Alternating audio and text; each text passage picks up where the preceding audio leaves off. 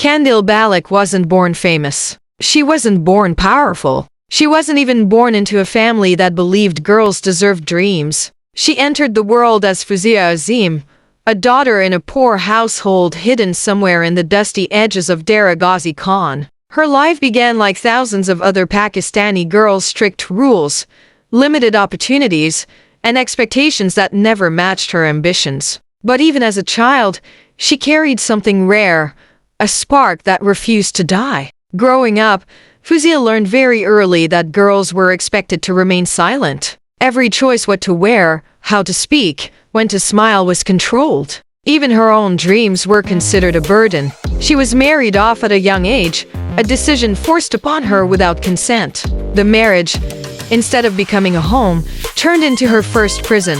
She suffered abuse, control, and fear, but she didn't break. Instead, she escaped, literally ran away with nothing but determination.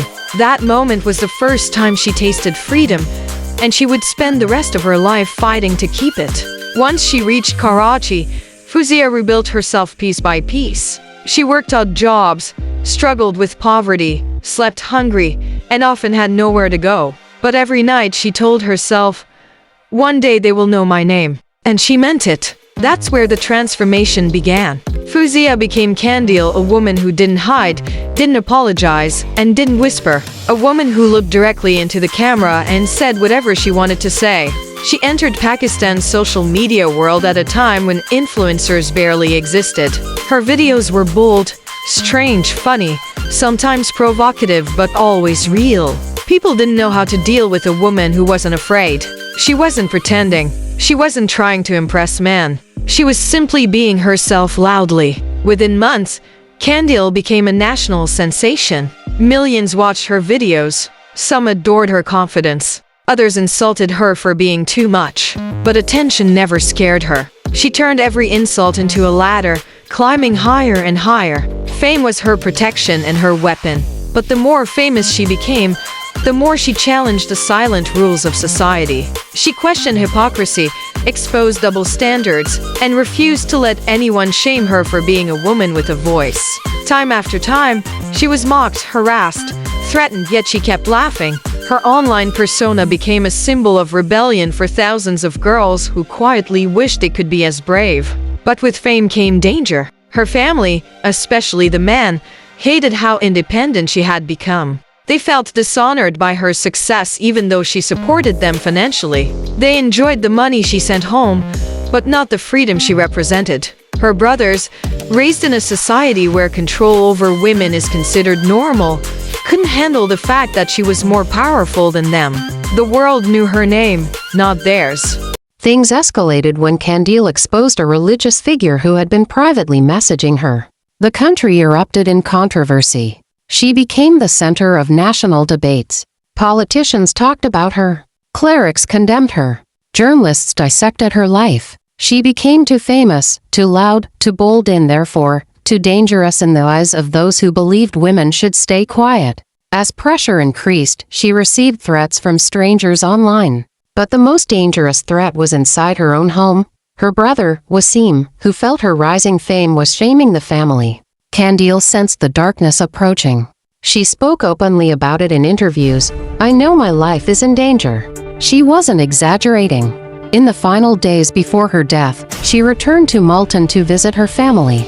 She believed, like many daughters do, that blood ties would protect her. She didn't know that she was walking into the hands of the very people she loved. And that is where her story of courage takes a dark turn. ****.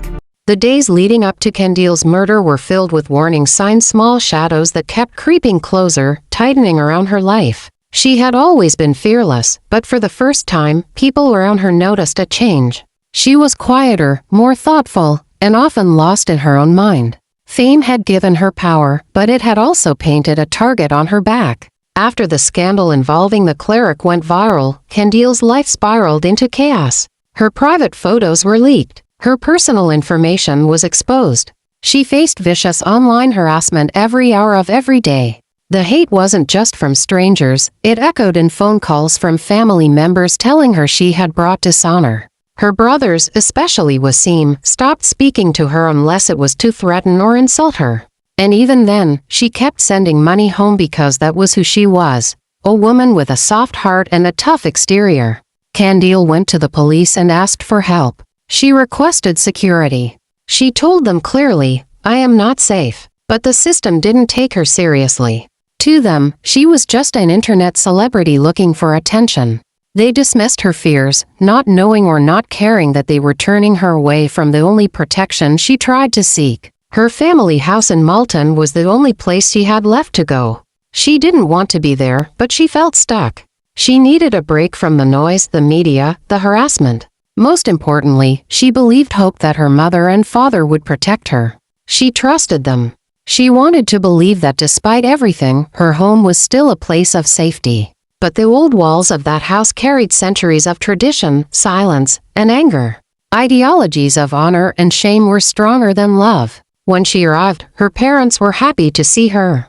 Her mother hugged her tightly, sensing the fear that Qandeel didn't say out loud. But Waseem remained distant, watching her with cold eyes. He didn't see a sister, he saw a problem he believed he needed to fix. Rumors began to spread that Qandeel had returned to Multan. Neighbors whispered, relatives called, and community men watched the house with judgment. Family honor became a ticking time bomb. Waseem felt more and more pressure from relatives who mocked him for not controlling his sister. And Qandeel felt it too. That week, she hardly slept. She told her mother several times, "I want to leave. I feel unsafe here." But her mother, unaware of the danger growing inside her own home, told her to rest. She believed Waseem would never harm his own sister. She was wrong. One night, as the house settled into silence, Waseem's plan took shape. He had been drinking, building up the courage to do something he convinced himself was necessary. In reality, it was nothing but hate wrapped in cultural excuses. He later claimed he acted alone, but evidence and later investigations made people question whether others influenced him. The hours before dawn were calm. A dusty warm wind blew through the windows. Qandeel lay asleep in the same room where she had played as a child. She had no idea that this house would become her final destination. Waseem entered her room while she slept. There was no fight, no screams, no chance for her to defend herself or run. He killed her with cold focus, believing he was restoring honor. In reality, he was committing a crime that stole a daughter, a sister, and a symbol of women's empowerment from the world. When the sun rose, the house erupted in screams not from Qandeel, but from her mother, who discovered her daughter's lifeless body. Her father fell to the floor in shock, crying in a voice no parent should ever have to use. They called the police immediately, but it was already too late. The girl who once dreamed of changing her future had been silenced forever by the very person meant to protect her. Waseem didn't run. He didn't hide. He stood outside the house with an emotionless face, telling officers, "I did it." She brought dishonor. Those words shook Pakistan. A woman who fought so hard to own her life had been murdered for trying to live freely. This was not just a killing, it was the murder of a voice that millions had begun to hear. The morning Qandeel's murder hit the news, Pakistan woke up in shock. Her name dominated headlines, her photos filled TV screens, and social media exploded with outrage. She had been controversial, bold, outspoken, but no one expected her life to end so violently and so young. The same people who once mocked her now mourned her. The tragedy forced the country to confront an ugly truth. A woman's life could be taken away in the name of honor. The police arrived within hours, sealing the house and beginning their investigation. The scene was heartbreaking. Her parents were inconsolable. Her mother collapsed repeatedly, screaming for her daughter. Her father, with trembling hands, recorded his statement, "My daughter was innocent. She cared for us. My son has destroyed everything." His voice carried more pain than words could express. He demanded justice, refusing to forgive his son, even though forgiveness was common in honor-killing cases. But he was determined this time. The system would not be allowed to bury another woman's life under cultural excuses. Waseem openly confessed to the police, showing no remorse. He told them he did it because Qandeel's lifestyle had embarrassed him. His calmness chilled investigators. His statement, however, sparked a much larger fire across Pakistan. Activists, journalists, and human rights groups called for immediate legal reform. Ordinary people took to the streets. The cry was loud and clear: honor killing is murder. There is no honor in killing. For once, the public stood by a woman who had lived her life on her own terms. The pressure was so immense that the government could not ignore it. Within months of her death, Pakistan passed the anti-honor killing law, closing loopholes that allowed killers to walk free through family forgiveness. Qandeel's death forced a change in the law, making it harder for perpetrators to escape punishment. Yet, justice in Pakistan is rarely simple. The legal case dragged on. Waseem's confession was strong evidence, but in court, he tried to retract it. He claimed police forced him to confess, even though the video of him admitting the murder was public. Witnesses gave their statements, forensic reports were produced, and the court examined months of social media harassment and threats. Qandeel's parents attended almost every hearing in the beginning, despite their age and weakness. Each day in court was a reminder of the daughter they had lost. Her father repeated the same words over and over: "She supported us. She took care of us. We want justice." But the tragedy did not end there. Years later, under community pressure and financial struggles, her parents unexpectedly announced forgiveness for Waseem. Their decision shocked the country. Many believed they were threatened, manipulated, or simply too exhausted to continue the fight. The pressure on victims' families in honor-killing cases is often unbearable. But the state had already taken control of the case. Because of the new law passed in Qandeel's name, forgiveness no longer meant freedom. The court sentenced Waseem to life imprisonment, a decision celebrated across Pakistan as a landmark moment.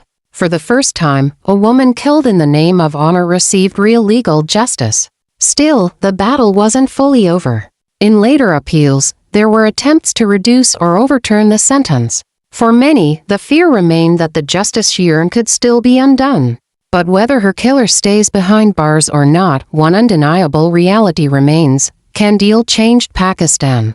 Her death wasn't in vain. She became a symbol, a painful reminder of the consequences of silencing women. Her face became a banner held high at protests.